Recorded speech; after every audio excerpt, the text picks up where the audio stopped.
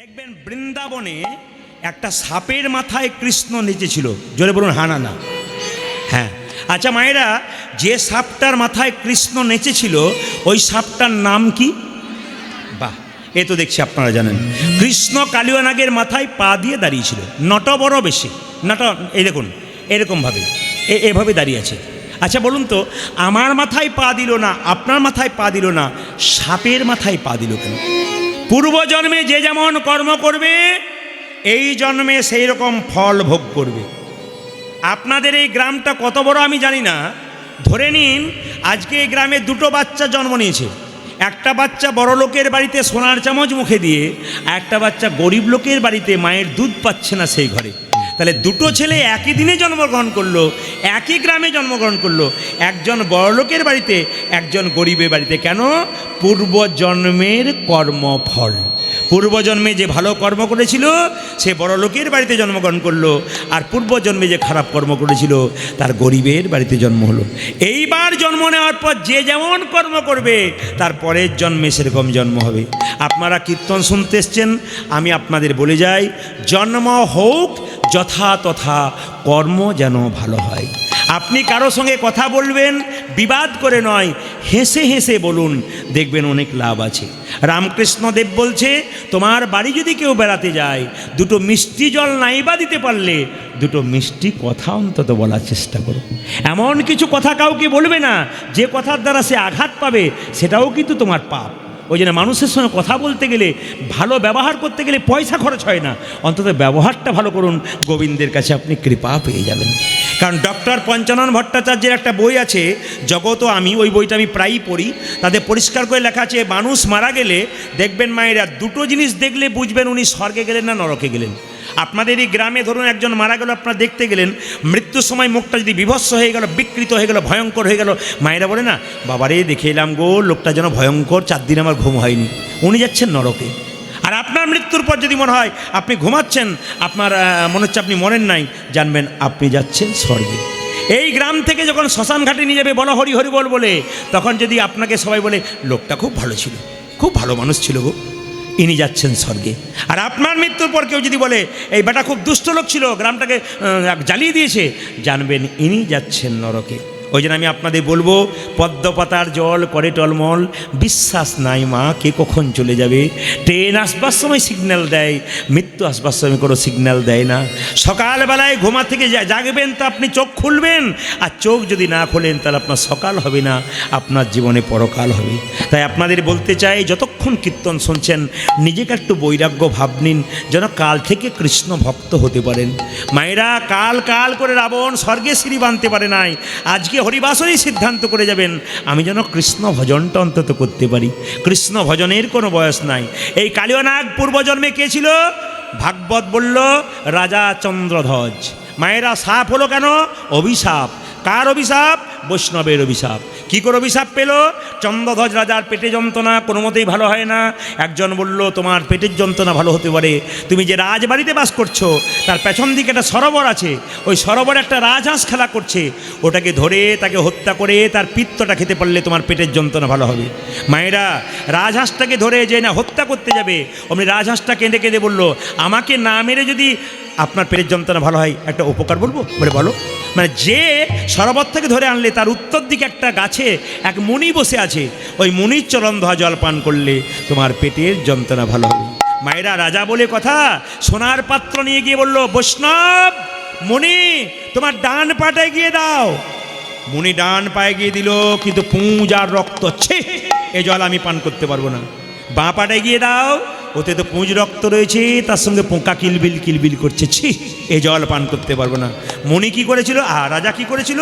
বৈষ্ণবের চরণ ধোয়া জল মাথায় করে নিয়েছিল। তার দুজন স্ত্রী ছিল, স্ত্রীগণ বলল, স্বামী জল পান করতে পারলে না বৈষ্ণবের, দাও দাও আমাদেরকে দাও। দুজনে মিলে যখন সেই জল পান করলো, সঙ্গে সঙ্গে মুনি ছুটে এসে বলল, রাজা এ তুমি কি করলে? তুমি আমার সঙ্গে চালাকি করলে, খল প্রবৃত্তি করলে, তোমাকে অভিশাপ দিলাম, তোমার খল বংশে জন্ম হোক, তুমি হবে কালীয় নাগ। রাজা চন্দ্রধ্বজ কেঁদে কেঁদে বলে, হে মুনিবর, হে মুনিজীব, অভিশাপ যদি দিলে আমায় সাপি কুলে জন্ম হোক, সাপি কুলে জন্ম হোক, আশীর্বাদ দাও যেন গোবিন্দের চরণ মাথায় করিতে পারি। মায়েরা, বৈষ্ণবের অভিশাপ যেমন লেগে যায়, বৈষ্ণবের আশীর্বাদ লেগে যায়। তুমি যেহেতু আমার চরণ ধ্বজার মাথায় করে এনেছো, একদিন তোমার মাথায় ভগবান শ্রীকৃষ্ণের নৃত্য হবে। ওই জন্য আমি বারবার বলছি, বৈষ্ণব দেখলে আশীর্বাদ নিন, বৈষ্ণব দেখলে চরণের ধুলি নিন, দেখবেন আপনার কৃপা হবে। আমাদের সমাজে সাধুদেরকে, বৈষ্ণবদেরকে যত সম্মান দেবেন, তত আপনার উন্নতি আরও অনেক হবে। সবাই লক্ষ্য করুন, বলছে কালীয়নাগ কোথায় বাস করে? বৃন্দাবনের কালীদহ হ্রদে। পদকর্তা বলেন কালিন্দির এক দহি কালী নাগো তাহে রহে। কালিন্দির এক দহি কালী নাগো তাহে রহে। কালিন্দির এক দহে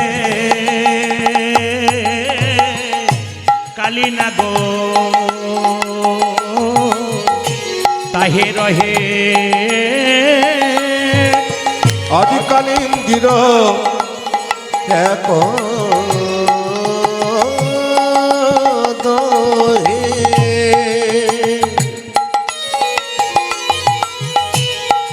আমার কালী নাগো তাহে রহে। ও যে বিষ জলে, বিষ জলে দহন সমান দেখলি রে, বিষ জলে, বিষ জলে দহন সমান। ও যে বিষার জলে, বিষার জলে দহন সমান দেখলি। বিষর জলে, বিষর জলে দহন সমান। বিষার জলে সমান সমান, সমান সমান, বিষার জলে সমান সমান। দেখিলাম বিষার জলে সমান সমান। কালিন্দির এক দহে বিষার জলে সমান সমান। ও যে বিষার জলে সমান, ও দেখলাম কালিন্দির এক দহে, বিষার জলে সমান, ও দেখলাম কালিন্দির এক দহে, বিষার জলে সমান ও যাতে বিষার জলে সমান সমান। বিষ জলে বিষ জলে হ্যাঁ। দহন সমান। এতজন কীর্তন শুনতে বসছেন, এদিকে তাকাবেন, সবার কাছে কালীয়নাগ আছে, কিন্তু আপনার কাছে, আমার কাছে, প্রত্যেকের কাছে কালীয়নাগ আছে। এই কালীয়নাগটা কি বলুন তো? ক্রোধ। ক্রোধ, ক্রোধের আরেক নাম কি বলুন তো? ক্রোধাগ্নি। মানে যে যখন রেগে যায়, তার টেম্পারেচার দেখবেন অনেক বেড়ে যায়। দেখবেন কেউ যদি রেগে যায় না, থরথর করে কাঁপে অনেকে, আর টেম্পারেচার বেড়ে যায়। রাগ সবার আছে, হতেই পারে, আপনার আমার সবার রাগ থাকতে পারে, কিন্তু রাগটাকে যত কন্ট্রোল করতে পারবেন তত লাভ আছে। রাগ যদি গুসগুস কুসকুস করে ভেতরে আগুনের মতো, তাহলে কিন্তু খারাপ। রেগে গেলেন, আবার যেমনকার তেমন হয়ে গেলেন, তাহলে কিন্তু আপনি ঠিক রইলেন। আর যদি রাগ ভেতরে রয়ে গেল, তাহলে আপনার লাভ নেই। মায়েরা, যদি কারো ভেতরে ওইরকম খুব রাগ আছে, তাহলে এক কাজ করুন, যে তাহলে কালীয়নাগ আপনার ভেতরে আছে, আপনি কি করবেন? গোবিন্দচরণে অর্পণ করবেন। যেমন আমরা কীর্তন করতে যাই, ড্রাইভার বাবু জিজ্ঞেস করে, দাদা এটা কি নামখানা যাচ্ছে? দু একজন বলতে পারবো না, মানে একবার অহংকার বলে, বলতে পারবো না। আবার দু একজন বলে, এটা কি নামখানা যাচ্ছে? হ্যাঁ হ্যাঁ, এই তো, আর একটু কতক্ষণ, 10 মিনিট যাবেন, চলে যাবেন, একবার অসুবিধা নেই। তাহলে দুজনের কথার মধ্যে তফাৎ দেখুন। একজন বলছে বলতে পারবো না, একজন বলছে না না ওই যে সামনেই, চলে যান, কোনো অসুবিধা নেই। ওর মধ্যে একটা প্রেম আছে, ভক্তি আছে। কথা বলবেন, হয়তো এমন বলতে পারেন, আমার জানা নেই দাদা, কাউকে জিজ্ঞেস করেন। বলার মধ্যে একটা ভাব আছে। এই জন্য আপনাদের সামনে নিবেদন রইল, কালীয়নাগ সবার ভেতরে আছে, তাকে দমন করতে হবে। সবাই লক্ষ্য করুন মায়েরা, আপনাদের এলাকাতে আমি তো প্রথম এলাম, এখানে পুকুরগুলো খুব একটা দেখিনি, 2-4টা দেখলাম। পদ্মফুল খুব একটা দেখতে পাইনি রাস্তার মধ্যে, কিন্তু আমাদের বীরভূম যদি আপনারা যান, প্রায় পুকুরে দেখবেন পদ্মফুল আছে। আর যে পুকুরে পদ্মফুল আছে, সেই পুকুরে দেখবেন মায়ের একটা সাপ আছে, ওই সাপটা পদ্মনাগ সাপ, একবার ফুলের মধ্যে গুটিসুটি মেরে থাকে। ফুল তুলতে গেলেই দংশন করে দেয়, আর দংশন করে দিলে এত বিশেষ জোর যে ওইখান থেকে মানুষ আর ওপরে উঠতে পারে না, মারা যায় ছটফট করে। তাই চিন্তা করুন কত বিষ।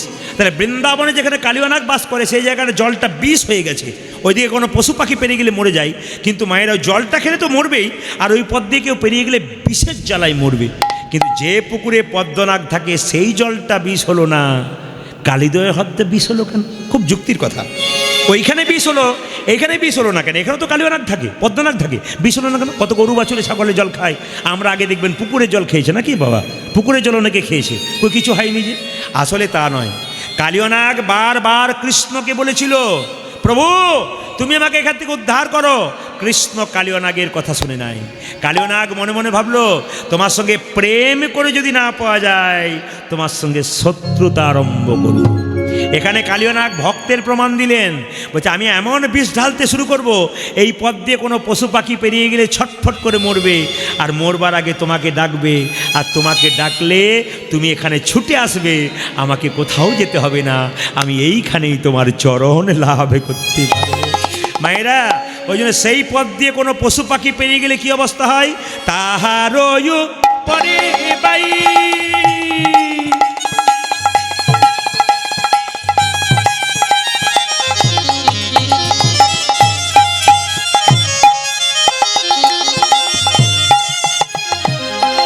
যদি পাখি উড়ে যাই,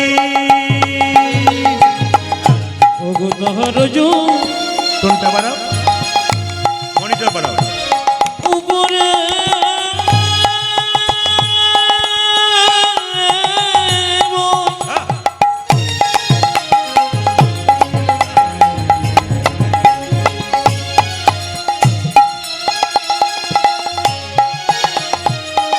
পাখি জুড়ে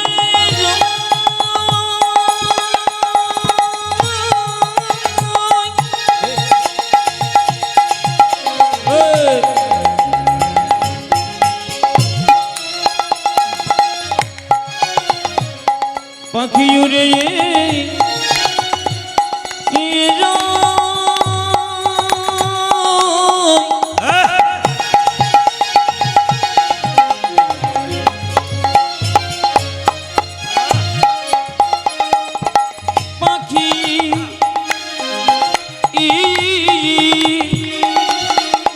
উড়ে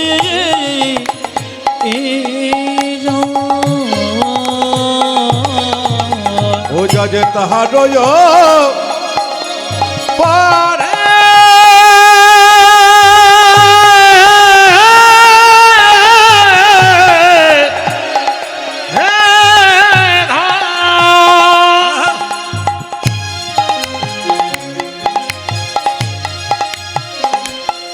ওই আমারি যদি পাখি উড়ে যায়,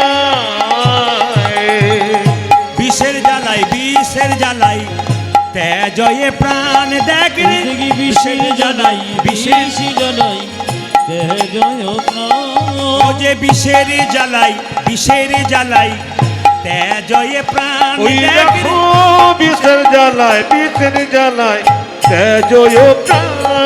আমরা কোনো অপরাধ করি নাই প্রভু, আমরা কোনো অপরাধী করি নাই প্রভু, কোনো অপরাধ করি নাই প্রভু, আমরা কোন অপরাধ করি নাই প্রভু, বিনা দোষে প্রাণ হারালাম, কোনো অপরাধ করি নাই প্রভু,